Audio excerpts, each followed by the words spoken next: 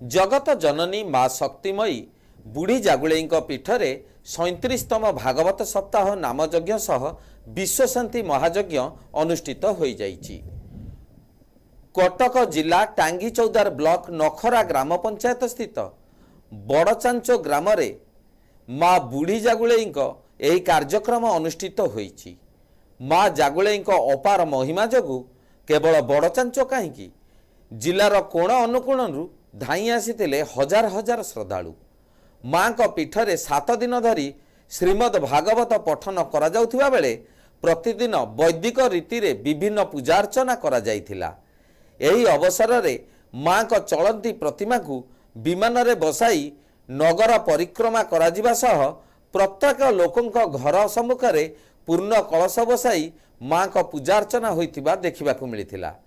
यज्ञर पूर्णाहुति समय रे सालेपुर शुभम भजन संध्यार कलाकार मानक द्वारा चिताकर्षक सांस्कृतिक कार्यक्रम परिवेषण करा जाइथिला।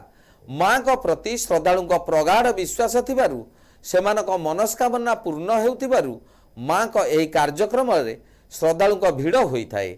एही कार्यक्रम को ग्रामर समस्त जनसाधारण परिचालना करथिले। चौदारु तपन कुमार साहू रिपोर्ट NTV।